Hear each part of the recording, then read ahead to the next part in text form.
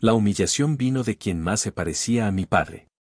Mi hermano mayor, Sebastián, siempre fue el elegido, el que heredó el apellido Domínguez con orgullo y lo llevó como si fuera una corona invisible que solo él podía portar. El que ocupó el lugar de honor en la mesa familiar desde que tuvo edad para sentarse en ella, el que hablaba en nombre de todos incluso cuando nadie se lo pedía, el que decidía sin consultar porque asumía que su palabra era ley. Yo era el otro. Diego, el hermano menor.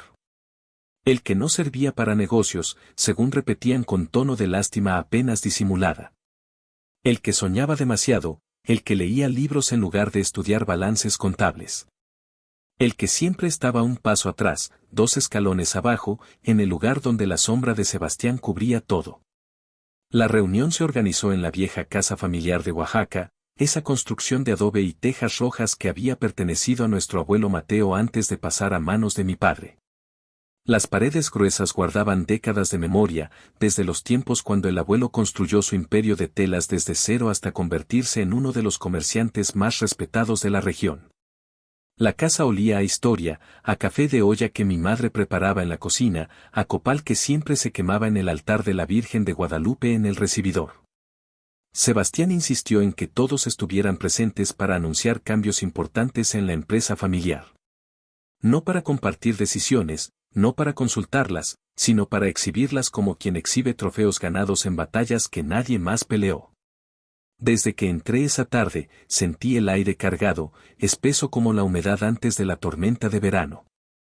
La atmósfera tenía esa cualidad densa que te hace saber que algo importante está a punto de suceder, como si la escena ya estuviera ensayada y todos conocieran sus líneas excepto yo. La luz del atardecer entraba oblicua por la ventana lateral, bañando la pared azul petróleo del comedor con un tono melancólico que hacía que todo pareciera más dramático, más definitivo. El polvo flotaba en los rayos de luz, partículas suspendidas en el aire como pequeños testigos inmóviles de lo que estaba por venir, una advertencia silenciosa que no supe leer hasta que fue demasiado tarde.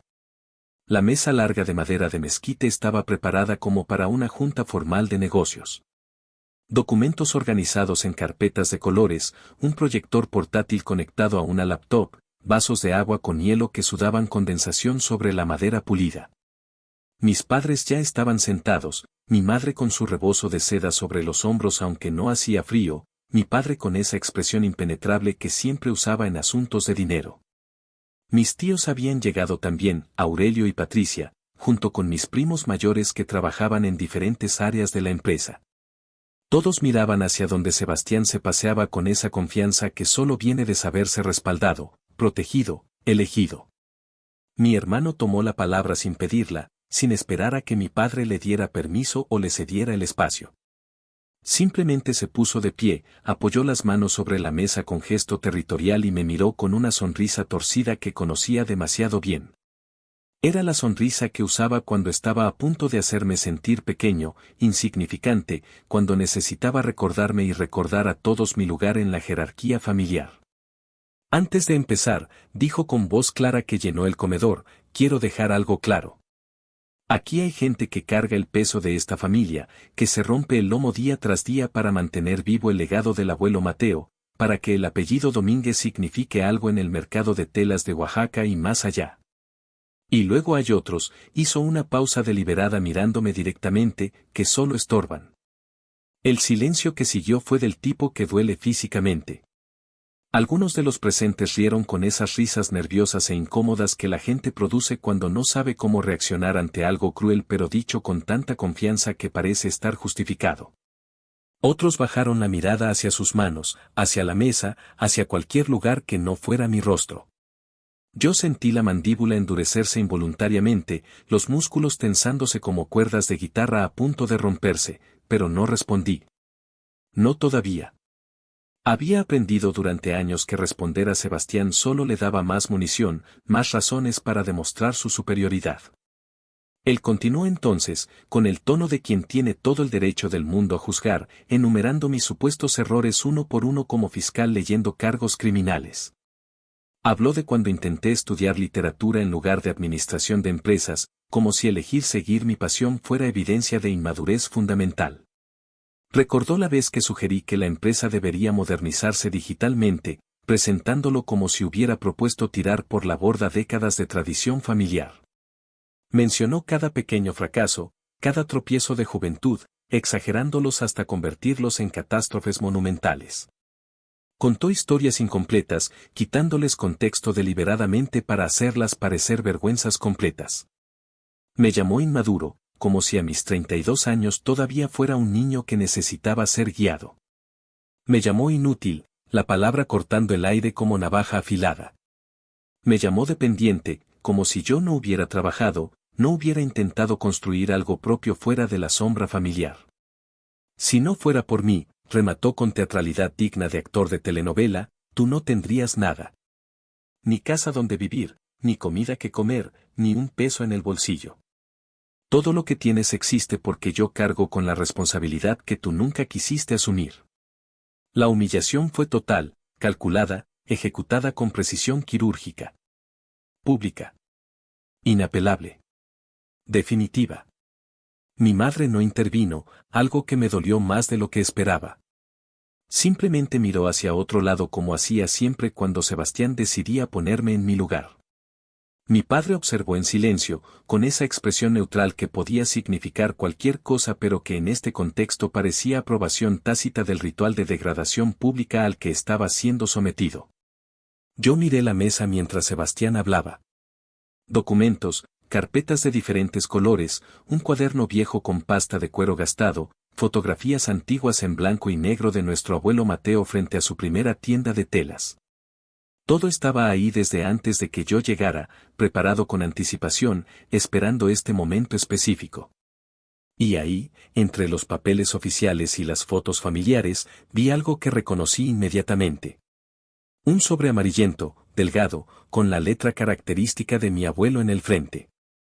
Lo había puesto ahí yo mismo antes de que llegaran los demás, colocándolo estratégicamente entre otros documentos donde no llamara la atención hasta el momento preciso. Me levanté despacio cuando Sebastián finalmente terminó su monólogo acusatorio. No para discutir con él, no para defenderme de sus ataques, no para suplicar comprensión o clemencia. Me levanté para terminar esto de una vez por todas. Tienes razón en algo, dije con calma que contrastaba dramáticamente con la pasión acusatoria que él había usado, mi voz sonando más tranquila de lo que me sentía por dentro. No tendría nada, absolutamente nada, si la verdad no existiera. Si los hechos no fueran más fuertes que las narrativas que construimos para sentirnos importantes. Saqué el sobre amarillento y lo dejé frente a él con un movimiento deliberado. El golpe del papel contra la madera resonó en el silencio súbito que había caído sobre el comedor. Sebastián no lo reconoció al principio. ¿Por qué lo haría? Para él, ese sobre era solo otro documento viejo entre muchos, parte del desorden acumulado de años de papeles familiares. Pero cuando lo tomó con manos que empezaban a temblar imperceptiblemente, cuando abrió el sobre con curiosidad que se transformaba lentamente en aprensión, cuando empezó a leer las palabras escritas con la letra firme de nuestro abuelo Mateo, su sonrisa prepotente desapareció como niebla bajo el sol de mediodía. Dentro estaba el documento que nuestro abuelo había dejado oculto, guardado en una caja fuerte personal que solo yo había sabido abrir porque fui el único que pasaba tardes enteras escuchando sus historias. El único que prestó atención cuando hablaba de combinaciones y secretos familiares. Una cláusula testamentaria adicional, una condición específica, una decisión que nunca fue contada a la familia después de su muerte porque mi padre, por razones que ahora empezaban a tener sentido terrible, había decidido enterrarla junto con otros secretos incómodos. La herencia de la empresa familiar, de las propiedades, de todo lo que el abuelo Mateo había construido durante 50 años de trabajo incansable, no era automática. No pasaba simplemente al hijo mayor como tradición dictaba. Dependía de algo específico, de un requisito que el abuelo consideraba fundamental, que el heredero demostrara honor, integridad y respeto genuino por todos los miembros de la familia. El silencio que siguió cuando Sebastián terminó de leer fue de un tipo completamente diferente al anterior. Este no era silencio incómodo de testigos ante humillación ajena. Era silencio de shock colectivo, de realización gradual de que algo fundamental había cambiado en la dinámica familiar. Se volvió insoportable, denso como mercurio, pesado como plomo. Mi hermano mayor tragó saliva audiblemente, su nuez de Adán moviéndose en su garganta mientras sus ojos recorrían las líneas del documento una y otra vez, como si leerlo repetidamente pudiera cambiar lo que decía. Su autoridad, esa presencia dominante que había llenado la habitación momentos antes, se desmoronó hoja por hoja, palabra por palabra. No grité mi victoria. No celebré su caída. No hice nada de lo que probablemente esperaba que hiciera. Solo observé con calma casi clínica cómo el hombre que me había llamado inútil frente a toda la familia entendía lentamente, dolorosamente, que había heredado algo mucho peor que un error. Algo mucho más permanente que una simple equivocación. Había heredado una verdad que jamás podría borrar, modificar o reescribir. Y esa verdad era que el abuelo Mateo, el fundador de todo lo que Sebastián creía controlar, había dejado instrucciones específicas de que la herencia dependía de carácter, no de orden de nacimiento. Y el carácter de Sebastián, su trato hacia mí durante años, su arrogancia y su crueldad casual, todo estaba documentado en cartas que el abuelo había guardado, en conversaciones que había recordado, en observaciones que había anotado meticulosamente. Y por primera vez en mi vida, en ese momento bajo la luz dorada del atardecer que entraba por la ventana de la vieja casa familiar, dejé de ser simplemente el hermano menor. Dejé de ser el otro, el que estorbaba, el que no servía. Me convertí en algo que nunca había sido antes, en alguien que controlaba su propio destino. Pero esta historia, como todas las historias que realmente importan, no comienza en ese momento de revelación dramática.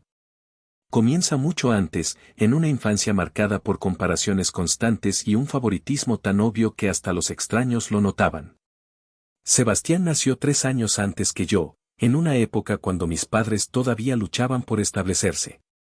Mi padre acababa de heredar la empresa de telas del abuelo Mateo, quien se había retirado parcialmente pero seguía siendo la presencia dominante en el negocio y en la familia. Según las historias que escuché 1000 veces durante mi infancia, Sebastián fue un bebé perfecto. Dormía toda la noche, rara vez lloraba, era saludable y robusto. Cuando nació, el abuelo aparentemente declaró que este niño tenía el espíritu Domínguez, que llevaría el apellido a nuevas alturas. Esa bendición temprana marcó a Sebastián para siempre, dotándolo de una confianza que bordeaba la arrogancia. Yo llegué 3 años después, en circunstancias menos auspiciosas. Fui un bebé difícil, con cólicos que me hacían llorar durante horas, con problemas de salud menores pero constantes que requerían visitas frecuentes al médico. Mi madre estaba exhausta, mi padre estaba frustrado, y el abuelo, según me contaron años después, estaba decepcionado de que su segundo nieto no fuera una niña. Quería una nieta, algo diferente, algo que rompiera el patrón. En cambio, obtuvo otro niño, y uno problemático además. Esa decepción inicial, aunque nunca expresada directamente, coloreó toda mi infancia de maneras que solo ahora, con perspectiva de adulto, puedo entender completamente. Desde pequeños, las diferencias en cómo nos trataban eran obvias. Sebastián recibía el primer plato de comida, elegía primero entre los dulces que mi abuela traía, tenía la habitación más grande, los juguetes más nuevos. No porque mis padres fueran deliberadamente crueles conmigo, sino porque seguían un script cultural antiguo que dictaba que el primogénito, especialmente el varón, merecía privilegios especiales. Era tradición, explicaban cuando yo preguntaba por qué las cosas eran así. Era el orden natural de las familias. Yo aprendí a no cuestionar, a aceptar mi lugar como el segundo, el menos importante, el que venía después. En la escuela primaria, los maestros invariablemente me comparaban con Sebastián. Ah, tú eres el hermano de Sebastián Domínguez, decían cuando me conocían. Él fue tan buen estudiante, tan responsable, tan maduro. La expectativa implícita era clara, debía estar a su altura. Pero yo no era como Sebastián. No me interesaban los números como a él. No me emocionaba la idea de algún día trabajar en la empresa familiar. Me gustaba leer, escribir historias, inventar mundos en mi cabeza. Cuando traía a casa calificaciones excelentes en literatura y español pero mediocres en matemáticas, mi padre suspiraba con decepción. Sebastián era bueno en todo, decía. ¿Por qué tú no puedes serlo también? El abuelo Mateo era diferente. Él notaba cosas que otros no veían. Cuando yo tenía 8 años y Sebastián 11, el abuelo me encontró en su estudio leyendo uno de sus libros viejos, una novela de la Revolución Mexicana llena de polvo y con páginas amarillentas. En lugar de regañarme por tocar sus cosas, se sentó a mi lado y preguntó qué pensaba del libro. Le conté la trama tal como la entendía, y él escuchó con atención genuina que nadie más me daba. «Tienes imaginación, mijo», me dijo. «Ves más allá de lo obvio. Eso es regalo, no debilidad. No dejes que nadie te diga lo contrario». Pero fuera del estudio del abuelo, el mensaje era consistentemente opuesto. Mi padre, quien había asumido control completo de la empresa cuando el abuelo se retiró formalmente, veía el mundo en términos de números y eficiencia. Sebastián entendía instintivamente ese lenguaje. A los 12 años, podía leer balances contables básicos. A los 14, acompañaba a mi padre a reuniones con proveedores. A los 16, ya trabajaba en el almacén durante veranos, aprendiendo cada aspecto del negocio desde el nivel más básico. Mi padre lo miraba con orgullo obvio. «Este es mi heredero», le decía a socios y clientes. «Mi hijo que continuará lo que yo comencé, lo que mi padre comenzó antes que yo». ¿Y yo? Yo pasaba veranos en la biblioteca municipal, devorando novelas y libros de historia. Escribía cuentos en cuadernos que escondía debajo de mi colchón porque sabía que si alguien los encontraba, se burlarían. Mi padre ocasionalmente preguntaba por qué no pasaba tiempo en la empresa como Sebastián, aprendiendo el negocio familiar. Pero nunca era realmente una invitación, más bien una acusación velada. Y cuando intentaba explicar que mis intereses iban en otra dirección, que tal vez podría estudiar literatura o periodismo, la reacción era siempre la misma, decepción profunda y apenas disimulada. Sebastián aprovechaba esta dinámica. No creo que fuera completamente malicioso al principio, solo era un niño respondiendo a los incentivos que le daban. Pero con los años, su sentido de superioridad se solidificó hasta volverse parte fundamental de su identidad. Él era el importante, el capaz, el futuro de la familia. Yo era el otro, el raro, el que no encajaba. Y él se aseguraba de que yo nunca olvidara esta jerarquía. En público, en familia, frente a primos y amigos, siempre había comentarios diseñados para ponerme en mi lugar. «Diego todavía está en las nubes», decía cuando yo tenía 13 años. «Vive en mundos de fantasía. Alguien tiene que mantener los pies en la tierra en esta familia». Las comparaciones se volvieron más agudas en la preparatoria. Sebastián fue presidente de su generación, capitán del equipo de fútbol, estudiante destacado que recibió ofertas de varias universidades. Eligió estudiar en el TEC de Monterrey, la universidad más prestigiosa, estudiando administración de empresas porque era el camino lógico para un futuro empresario. Mi padre pagaba su colegiatura con orgullo, presumiendo con conocidos sobre su hijo mayor que estudiaba en una de las mejores universidades del país. Cuando llegó mi turno de elegir universidad 3 años después, expresé interés en estudiar letras en la UNAM. La reacción fue como si hubiera anunciado que quería unirme al circo. Mi padre dijo categóricamente que no pagaría por una carrera sin futuro. Si quería estudiar algo inútil, tendría que encontrar mi propia manera de pagarlo. Mi madre, como siempre, no contradijo a mi padre. El abuelo Mateo, ya bastante mayor y con salud declinante, intercedió. Él pagaría mi universidad, dijo. Cada quien debe seguir su propio camino. Pero para entonces su voz ya no tenía el peso de antes en las decisiones familiares. Estudié literatura en la Universidad Autónoma de Oaxaca, no en la UNAM como había querido porque no podía costear mudarme a Ciudad de México. Viví en casa, tomaba el camión a la universidad cada día, trabajaba medio tiempo en una librería para pagar mis gastos personales. Fueron años difíciles pero también liberadores. Por primera vez estaba en un ambiente donde ser lector y soñador no era defecto sino virtud. Hice amigos que compartían mi amor por las palabras, que entendían por qué pasaba horas discutiendo el significado de un poema o la estructura de una novela. Pero cada vez que regresaba a casa, la realidad familiar me golpeaba de nuevo.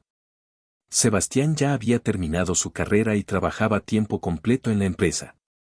Mi padre le había dado título de director de operaciones, un puesto con responsabilidad real y salario considerable. Vivía en un departamento moderno en la mejor zona de Oaxaca, manejaba un carro del año, vestía trajes caros. Era exitoso según cualquier métrica tradicional, y nunca perdía oportunidad de contrastar su éxito con mi situación. Todavía estudiando literatura, decía con tono que hacía que literalmente sonara como insulto. ¿Y qué piensas hacer con eso? ¿Ser poeta hambriento? Me gradué con honores a los 24 años. Ningún miembro de mi familia asistió a la ceremonia de graduación. Mi padre dijo que tenía una reunión importante ese día. Mi madre se quedó con él, como siempre. Sebastián ni siquiera se molestó en inventar excusa. El abuelo Mateo vino, frágil y envejecido, usando bastón, pero vino. Se sentó en las gradas y cuando me entregaron mi diploma, lo vi limpiar sus ojos con un pañuelo. Después, en un café cercano, me entregó un sobre. Dentro había dinero suficiente para pasar unos meses sin preocuparme mientras encontraba trabajo. Y había una nota escrita con su letra temblorosa: estoy orgulloso de ti. Nunca cambies por complacer a otros. Encontrar trabajo fue tan difícil como mi familia había predicho. No había muchas oportunidades para licenciados en literatura en Oaxaca. Intenté dar clases particulares, escribir para publicaciones locales, cualquier cosa relacionada con mi formación. El dinero era escaso y las oportunidades pocas. Eventualmente, acepté trabajo en la empresa familiar porque no tenía otra opción. Mi padre me puso en el departamento de servicio al cliente, contestando quejas, procesando devoluciones, el trabajo que nadie más quería hacer. El salario era básico, las horas largas, y la humillación constante. Sebastián, para entonces, ya era esencialmente el director general de facto. Mi padre, entrando en sus 60, delegaba cada vez más responsabilidades en él. Y Sebastián gobernaba la empresa como pequeño dictador. Implementaba políticas sin consultar, tomaba decisiones unilaterales, trataba a empleados con desprecio apenas velado. Conmigo era particularmente cruel, aprovechando cualquier error pequeño para humillarme públicamente frente a otros empleados.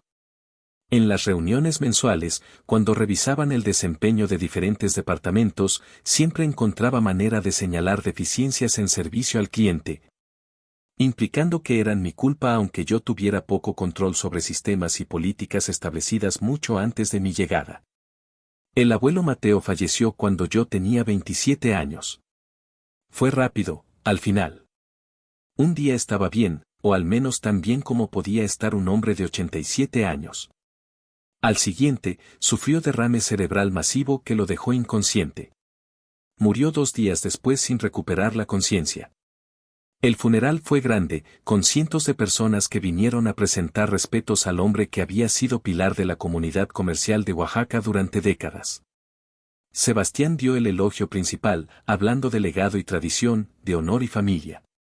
Pero sus palabras se sentían huecas para mí.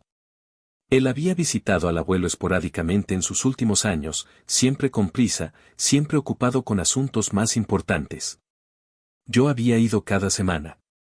Me sentaba con el abuelo en su estudio lleno de libros y memorias, escuchando historias de cuando era joven, de cómo construyó su negocio desde nada, de las lecciones que había aprendido.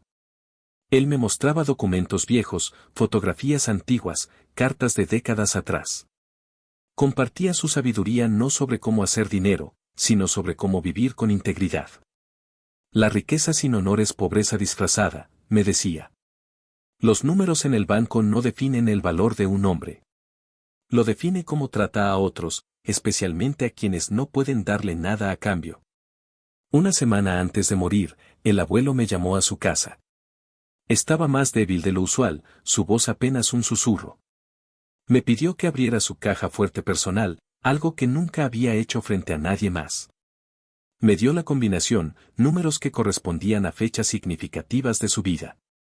Dentro encontré documentos importantes, joyas de mi abuela que había fallecido años atrás, dinero en efectivo, y un sobre amarillento dirigido a mí.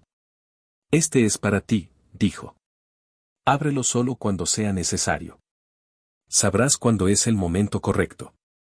No lo abrí inmediatamente después de su muerte. Lo guardé en un lugar seguro, respetando sus instrucciones de esperar el momento correcto. Ese momento llegaría 5 años después, cuando Sebastián finalmente decidió que era tiempo de formalizar lo que todos sabían, que él era el verdadero heredero de todo lo que el abuelo Mateo había construido. Que yo era, como siempre había sido, superfluo. Durante esos 5 años después de la muerte del abuelo, la situación en la empresa y en la familia se deterioró progresivamente. Sebastián consolidó su control, marginalizando a cualquiera que cuestionara sus decisiones. Mi padre, ahora completamente retirado después de un susto de salud, le había cedido oficialmente el título de director general. Con ese poder formalizado, Sebastián se volvió aún más autoritario. Despidió a empleados leales que habían trabajado décadas en la empresa simplemente porque no se alineaban con su visión. Cambió proveedores tradicionales por otros más baratos sin preocuparse por calidad. Todo era números, eficiencia, maximización de ganancias a corto plazo.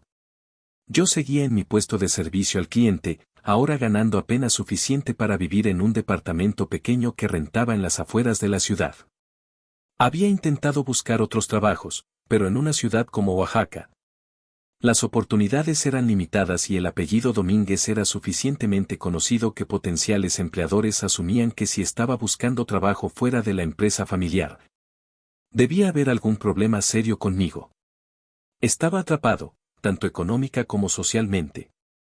Sebastián se casó durante este periodo, con Clara, una mujer de familia adinerada que encajaba perfectamente en la imagen que él quería proyectar. La boda fue un evento masivo, con cientos de invitados, celebrada en una hacienda colonial restaurada. Yo fui, obviamente, pero fui tratado como invitado menor, sentado en una mesa lejana con primos distantes que apenas conocía. En su discurso de agradecimiento, Sebastián mencionó a muchas personas que habían sido importantes en su vida. No me mencionó. Ni siquiera como su hermano presente en la celebración. Era como si yo no existiera. Un año después, Clara quedó embarazada. El anuncio se hizo en una cena familiar grande donde Sebastián aprovechó para hablar sobre el futuro, sobre el legado, sobre cómo su hijo, estaba convencido de que sería varón, continuaría la tradición familiar. Habló de cómo la empresa pasaría de generación en generación, siempre fortaleciéndose, siempre creciendo. No mencionó que técnicamente, según el testamento oficial del abuelo que se había leído después de su muerte, la empresa estaba dividida entre mi padre y sus hermanos, con provisiones para eventualmente pasar a la siguiente generación de manera equitativa. Pero Sebastián hablaba como si ya fuera dueño único, como si los demás fuéramos solo accesorios sin derecho real a participación. Fue después de esa cena que finalmente abrí el sobre que el abuelo me había dejado. Algo en el tono de Sebastián, en su arrogancia absoluta, me impulsó a buscar en el fondo de mi closet donde lo había guardado entre otros papeles. Dentro encontré varios documentos. Primero, una carta personal del abuelo dirigida a mí, escrita con su letra firme en tinta azul. Leí sus palabras con lágrimas rodando por mis mejillas, mientras me explicaba por qué había tomado ciertas decisiones, por qué había visto en mí cualidades que otros no valoraban. ¿Por qué creía que el verdadero legado no era el dinero sino los valores? Pero lo más importante era el documento legal que acompañaba la carta. Era un codicilo al testamento principal, una adición que el abuelo había hecho 2 años antes de su muerte. Registrado apropiadamente ante notario pero guardado separado del testamento principal por razones que la carta explicaba. En este codicilo, el abuelo establecía condiciones específicas para la herencia de la empresa.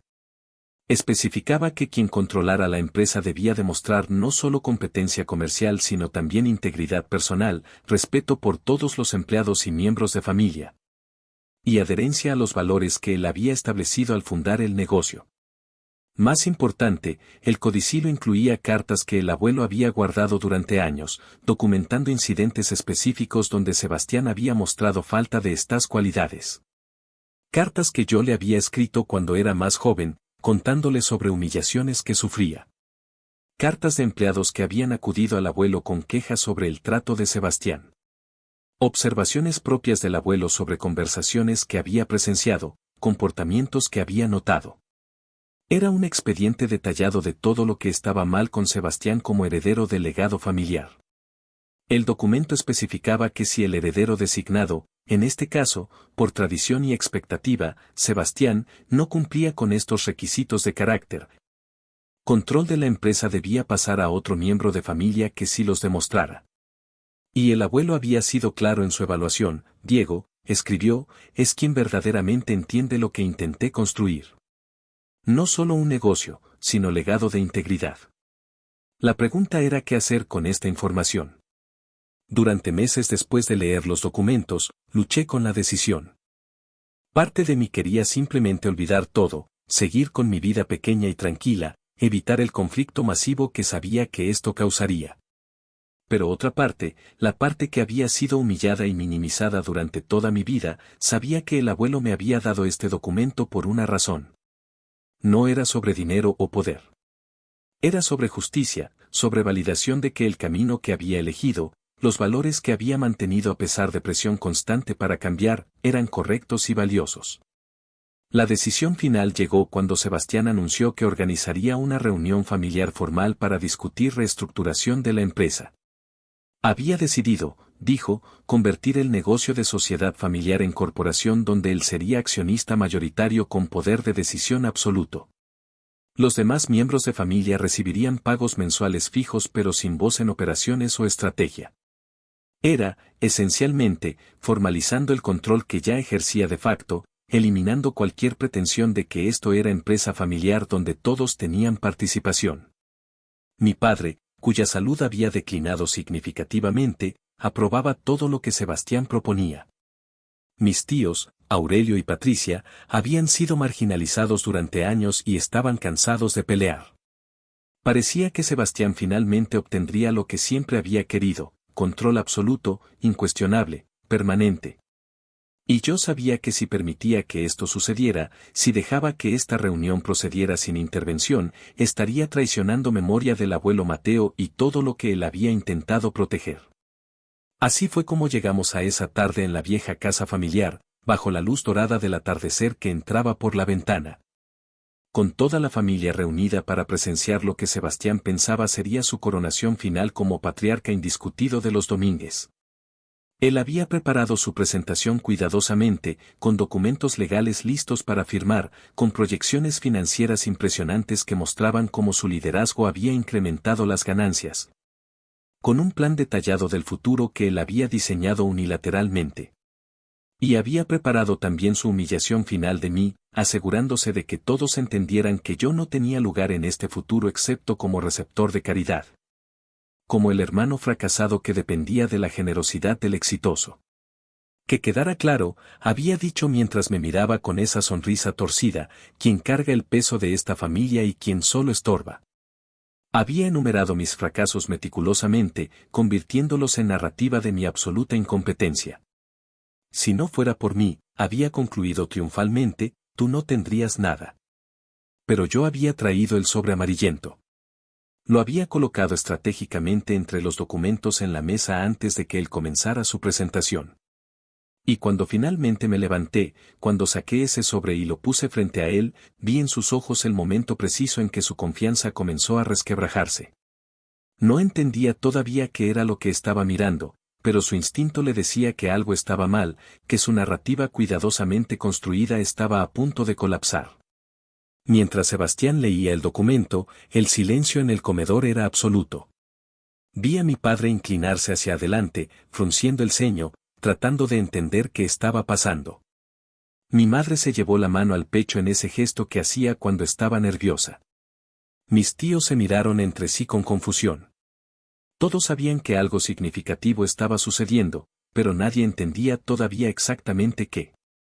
Esto, dije con voz que apenas reconocía como propia, es un codicilo al testamento del abuelo Mateo. Fue registrado legalmente 2 años antes de su muerte, ante el notario López, el mismo que manejó su testamento principal. El abuelo me lo dio personalmente una semana antes de morir, con instrucciones de guardarlo hasta el momento apropiado. Hice una pausa, dejando que las palabras se asentaran. Creo que este es ese momento. Sebastián levantó la vista del documento, su rostro había perdido todo el color. Esto no puede ser legal, dijo, pero su voz carecía de la confianza habitual. Esto no estaba en el testamento que se leyó. Mi padre nunca mencionó nada sobre condiciones adicionales. Su mirada se movió entre el documento y mi cara, buscando alguna señal de que esto era broma elaborada, alguna indicación de que podía desestimar esto como había desestimado todo lo demás que venía de mí. Es legal, respondí calmadamente. El abuelo lo hizo registrar por separado específicamente porque sabía que habría resistencia. El notario López tiene copia en sus archivos. De hecho, hice una pausa para efecto dramático, ya me reuní con él la semana pasada. Confirmó la validez del documento y está preparado para testificar sobre las circunstancias de su creación si es necesario. El abuelo fue muy meticuloso. Sabía que esto eventualmente sería cuestionado. ¿Y qué dice exactamente ese documento?, preguntó mi padre con voz débil, como si temiera la respuesta. Todos los presentes se inclinaron hacia adelante, la curiosidad ahora más fuerte que la incomodidad. Yo había esperado 32 años para este momento, había soportado décadas de humillación y minimización. No iba a apresurarlo ahora. Dice, comencé leyendo directamente del documento para que no hubiera ambigüedad, que el control de Textiles Domínguez debe pasar a quien demuestre no solo competencia comercial, lo cual Sebastián indudablemente tiene, sino también integridad personal, respeto por todos los miembros de familia y empleados, y adherencia a los valores fundamentales de honor y honestidad que don Mateo Domínguez estableció al fundar esta empresa. Miré alrededor de la mesa, asegurándome de hacer contacto visual con cada persona presente. El documento especifica que estas cualidades son tan importantes como habilidad para generar ganancias. Más importantes, de hecho, porque sin ellas, la ganancia es vacía. Levante otra parte del sobre, sacando las cartas que el abuelo había guardado. Y aquí, continué, están documentadas instancias específicas durante los últimos 15 años donde el comportamiento de Sebastián ha fallado en cumplir estos estándares. Cartas mías describiendo humillaciones que sufría sus manos. Cartas de empleados antiguos que renunciaron debido a su trato. Observaciones del abuelo sobre conversaciones que presenció, sobre cómo Sebastián hablaba de mí, de empleados, de cualquiera que consideraba inferior.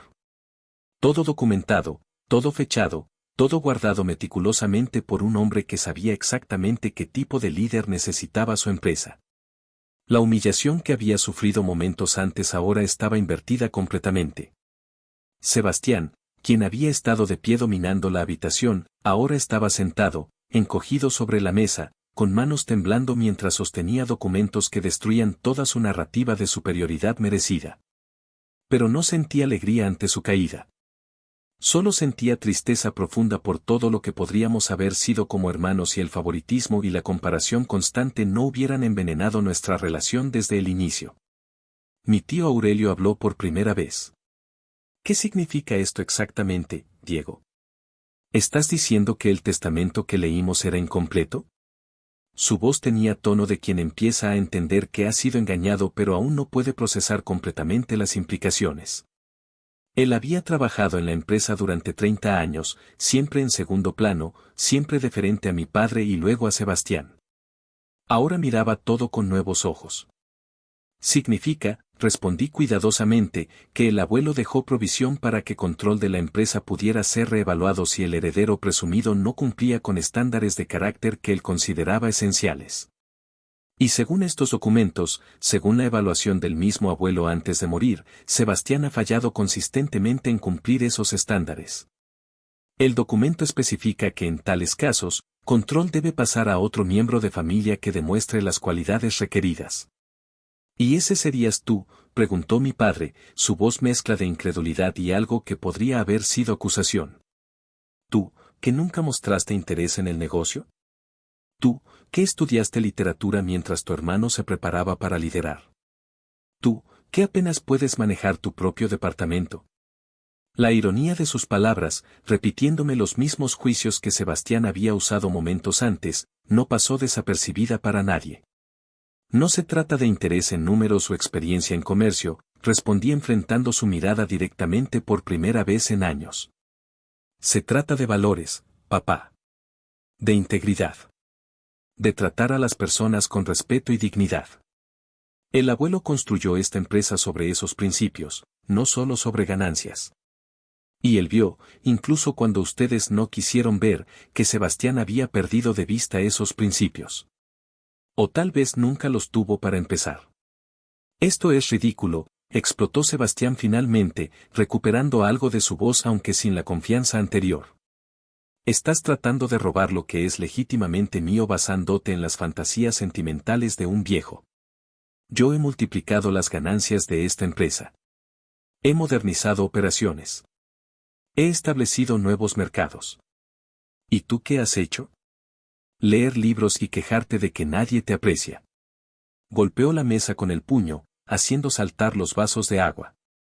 No voy a permitir que destruyas todo lo que he construido con tus cuentos de víctima. No son cuentos, intervino una voz inesperada. Todos volteamos hacia la puerta donde estaba parada Marisa, la secretaria ejecutiva que había trabajado para el abuelo durante 25 años antes de continuar con mi padre y luego Sebastián. Ella era una de las pocas empleadas que había sobrevivido las purgas de Sebastián, principalmente porque conocía la operación tan bien que despedirla hubiera sido contraproducente. Perdón por interrumpir, dijo entrando completamente al comedor, pero escuché lo que se está discutiendo y creo que tengo derecho a hablar. Mi padre la miró sorprendido. Marisa, esto es asunto familiar privado. No deberías estar aquí. Su tono intentaba ser autoritario pero sonaba más bien cansado. Marisa, sin embargo, no se intimidó. Llevaba décadas trabajando para los Domínguez y conocía todos los secretos familiares mejor que muchos miembros de familia. Es asunto familiar, sí, respondió Marisa con firmeza que sorprendió a todos. Pero también es asunto de esta empresa y de todos los que trabajamos en ella. Y si se trata de evaluar carácter e integridad, entonces mi testimonio es relevante. Se volvió hacia Sebastián. Don Mateo vino a hablar conmigo varios meses antes de morir. Me preguntó sobre cómo era trabajar bajo dirección de Sebastián. Le dije la verdad, que era eficiente pero cruel, que los empleados le tenían miedo, no respeto, que había perdido la humanidad que don Mateo siempre consideró esencial en los negocios. Sebastián se puso rojo. No tienes derecho a estar aquí, y ciertamente no tienes derecho a opinar sobre cómo dirijo la empresa. Eres empleada, no familia. Tu opinión no importa. Precisamente esas palabras, la manera en que las dijo, probaban el punto que yo había estado tratando de hacer. Para Sebastián, las personas se dividían en dos categorías, los que importaban, familia de cierto estatus, socios comerciales, gente útil, y los que no, empleados, proveedores, y yo. Mi opinión importaba para don Mateo, respondió Marisa tranquilamente. Y él me pidió que documentara mis observaciones, cosa que hice. Esas observaciones están con el notario López, como parte del expediente que sustenta el codicilo de Diego. Así que sí, mi opinión importa, al menos legalmente. Miró alrededor de la mesa. Don Mateo sabía exactamente qué tipo de líder era Sebastián. Y por eso tomó precauciones. El silencio que siguió fue diferente de todos los anteriores. Este era silencio de realización colectiva de que esto no era capricho de viejo moribundo o maniobra desesperada de hermano resentido. Era decisión calculada de hombre sabio que había visto venir exactamente esta situación y había tomado medidas para proteger no solo su legado comercial sino también sus valores. Mi madre, quien había permanecido callada durante toda la confrontación, finalmente habló. Diego, dijo con voz suave, casi suplicante, ¿qué es lo que quieres? ¿Realmente quieres destruir a tu hermano? ¿Dividir esta familia aún más de lo que ya está dividida? Era pregunta cargada, diseñada para hacerme sentir culpable, para pintarme como agresor en lugar de víctima defendiéndose. No quiero destruir a nadie, mamá, respondí con cansancio que sentía hasta los huesos. Solo quiero que se reconozca la verdad.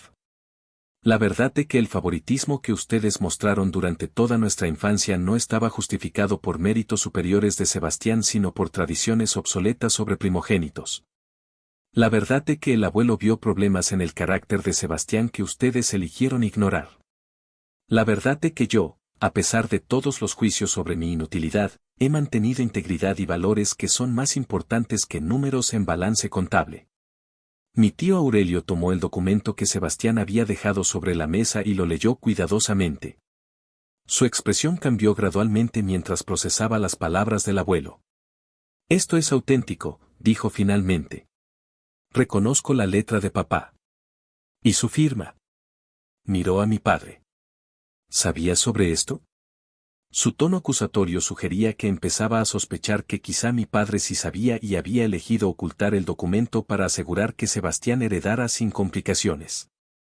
Mi padre bajó la mirada, lo cual fue respuesta suficiente. Papá sabía algo, murmuró. Mencionó que había dejado instrucciones adicionales, pero dijo que eran solo sentimentalidades de viejo, nada legalmente vinculante. Me dijo que lo mejor era seguir con el plan tradicional, empresa para el hijo mayor. Parecía más sencillo. Menos complicado. Su admisión resonó en el silencio que siguió. Menos complicado para quién, intervino mi tía Patricia con furia que sorprendió a todos. Todos estos años, Aurelio y yo hemos aceptado posiciones secundarias en la empresa que ayudamos a construir. Aceptamos que nuestro hermano mayor heredara control, que luego pasara a su hijo mayor. Pero si papá Mateo específicamente dejó provisión para considerar carácter además de orden de nacimiento, entonces tal vez necesitamos reevaluar todo. Miró a Sebastián con expresión que no era amable.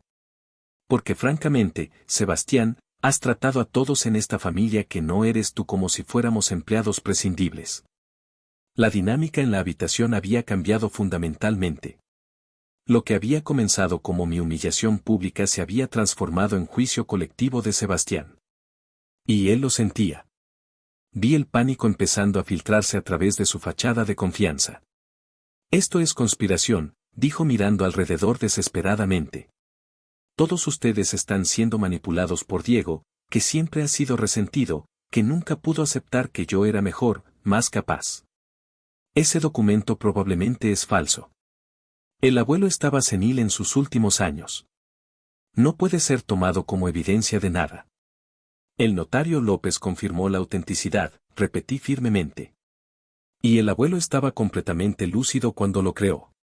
De hecho, era tan consciente de que habría cuestionamientos que grabó video de sí mismo explicando sus razones. Ese video también está con el notario. Dejé que esa información se asentara. ¿Quieres que organicemos proyección de ese video? ¿Quieres escuchar al abuelo Mateo, en sus propias palabras, explicar por qué no confiaba en que tú liderarías la empresa con integridad que él valoraba? No, respondió Sebastián rápidamente, demasiado rápido. Su reacción reveló que sabía exactamente qué diría el abuelo en tal video.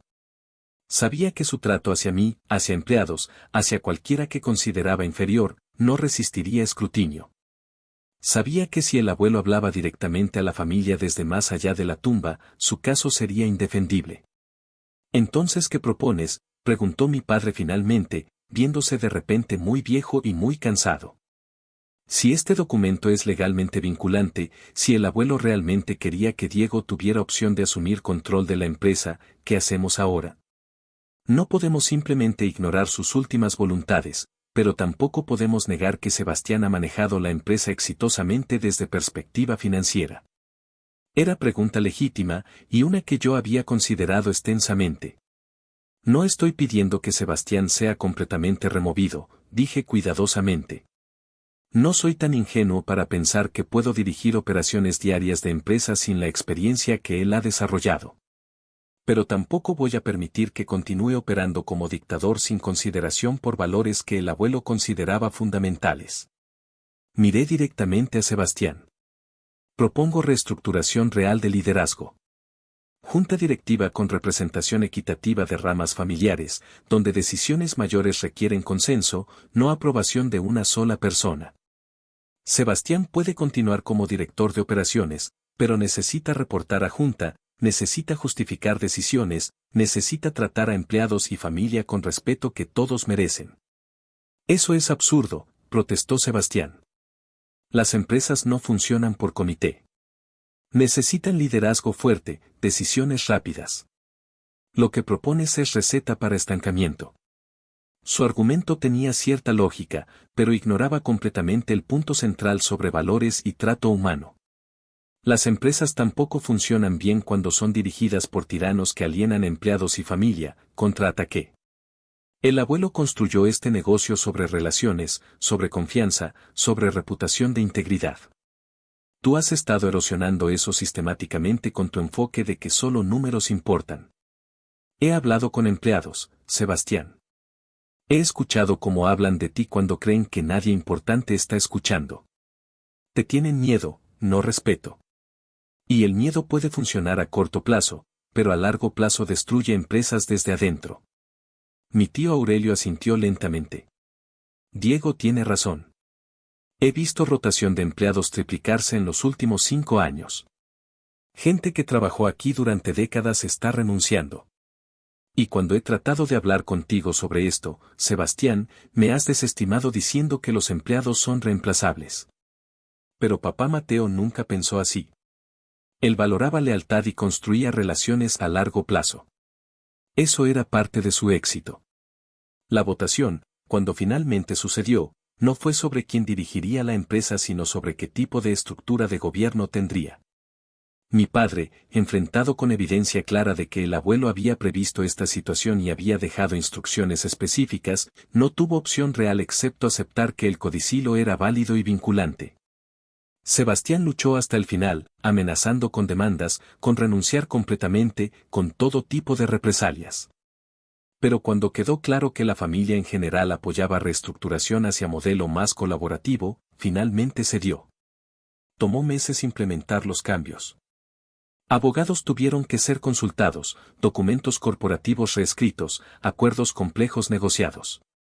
Sebastián mantuvo su título de director de operaciones, pero ahora respondía a junta directiva compuesta por mí, mis tíos, y 3 miembros externos con experiencia en negocios familiares. Implementamos políticas nuevas sobre trato de empleados, sobre transparencia en decisiones, sobre cómo conflictos serían resueltos. Fueron cambios fundamentales en cómo la empresa operaba. Los primeros meses fueron increíblemente difíciles. Sebastián resistía cada cambio, cuestionaba cada decisión de junta, hacía mínimo requerido en términos de colaboración. Pero gradualmente, a medida que empleados respondían positivamente al nuevo ambiente, a medida que proveedores que habían sido alienados empezaron a renovar relaciones. A medida que incluso números financieros mejoraron porque la moral incrementó y la rotación disminuyó, hasta Sebastián tuvo que admitir que tal vez, solo tal vez, había algo de valor en el enfoque que el abuelo había promovido. Nuestra relación personal sigue siendo complicada. No nos hemos convertido en hermanos cercanos de la noche a la mañana. Décadas de resentimiento y favoritismo no desaparecen con cambios estructurales en empresa. Pero hay algo diferente ahora. Hay respeto, aunque reluctante de su parte. Hay reconocimiento de que ambos tenemos algo que contribuir, que su habilidad con números y mi comprensión de personas son complementarias, no contradictorias. Mi madre todavía lucha con la nueva realidad. Para ella, el orden natural de las cosas era que Sebastián liderara y yo siguiera. Verme en posición de autoridad sobre mi hermano mayor va contra todo lo que ella creía sobre cómo familias deberían funcionar. Pero incluso ella ha comentado que el ambiente en reuniones familiares es menos tenso ahora, que Sebastián es menos agresivo, más considerado. Pequeños cambios, pero cambios al fin. Mi padre admitió eventualmente, en conversación privada que tuvimos meses después de la confrontación, que había sabido sobre el codicilo todo el tiempo. El abuelo le había informado de su existencia antes de morir, explicándole sus razones. Pero mi padre había elegido ignorarlo, esconderlo, esperando que nunca saliera a la luz. Admitió que fue más fácil seguir con tradición de primogenitura que enfrentar las implicaciones incómodas de evaluación del abuelo sobre carácter de Sebastián. Era cobardía, dijo con voz quebrada. Favorecía a Sebastián porque era más fácil, porque se conformaba a expectativas, porque no me desafiaba de maneras que me incomodaban. Y en proceso, fallé a ambos como padre. Esa admisión, tan tarde en llegar, fue importante para mí. No borró años de dolor, pero validó que mi percepción de favoritismo no había sido imaginada.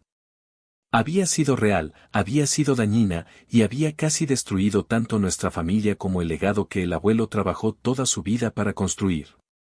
El abuelo Mateo, en su sabiduría, había visto venir esto y había tomado medidas para proteger a ambos, incluso después de su muerte. Hoy, 5 años después de aquella confrontación en la vieja casa familiar, la empresa está más fuerte que nunca.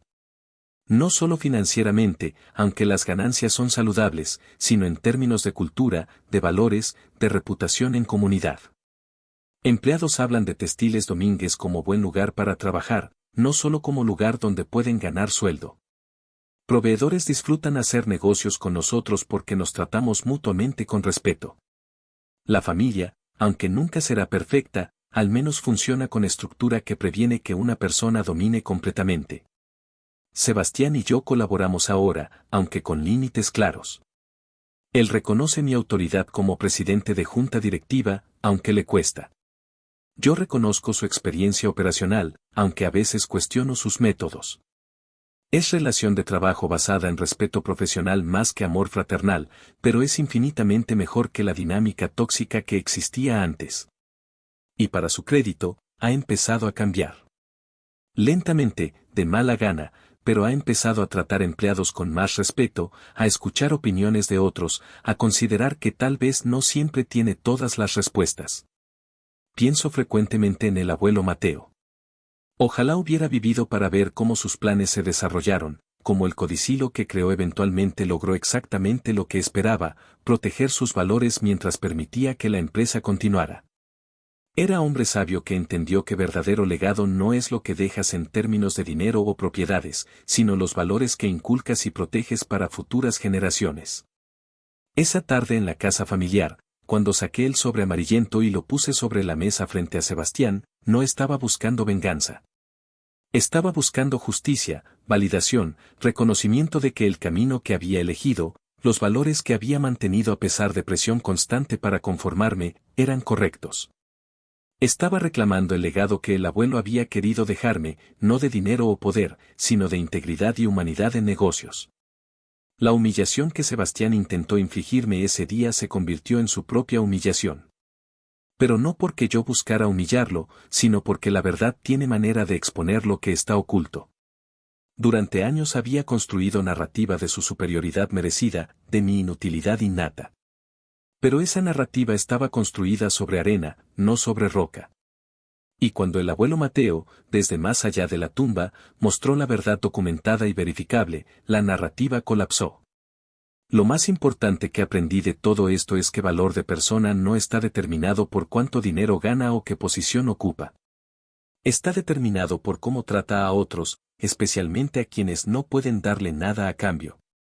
Está determinado por integridad mantenida cuando nadie está mirando, por bondad mostrada cuando no hay beneficio obvio, por verdad dicha cuando mentira sería más conveniente. Estas eran lecciones que el abuelo intentó enseñarnos. Yo las aprendí.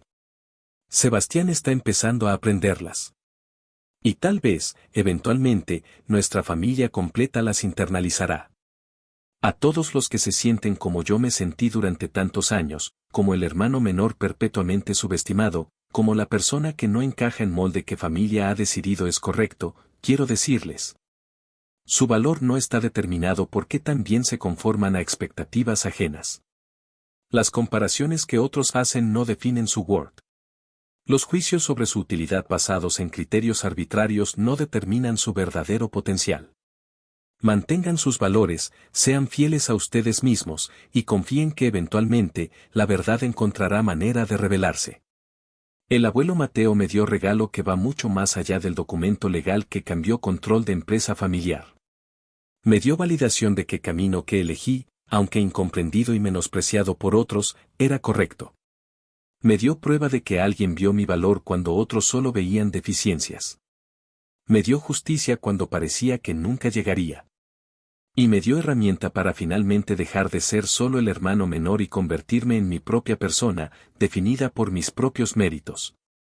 Si esta historia te llegó al corazón, si reconociste algo de tu propia experiencia en estas palabras, si entendiste la dolor de comparación constante o la frustración de favoritismo injustificado, entonces ha cumplido su propósito. Las historias más poderosas son las que nos ayudan a entender que no estamos solos en nuestras luchas, que otros han caminado caminos similares y han encontrado manera de superarlos. Y si estás en medio de tu propia batalla por reconocimiento, por justicia, por el simple derecho de ser visto y valorado por quien realmente eres, quiero que sepas, no te rindas.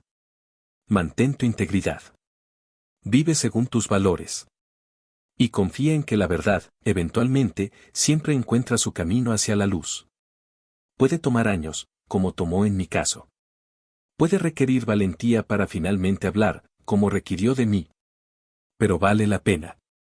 La libertad de vivir auténticamente, sin cargar peso de expectativas injustas, vale cada momento difícil del viaje.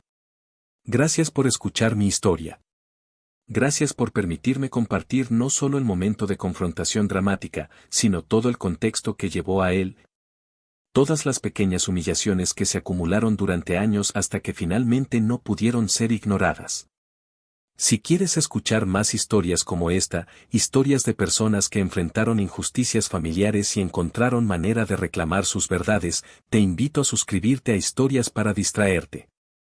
Cada día compartimos una nueva historia, una nueva verdad, una nueva lección sobre la complejidad de relaciones humanas. Porque todos merecemos ser escuchados, todos merecemos justicia, y todos merecemos reconocimiento de nuestro verdadero valor.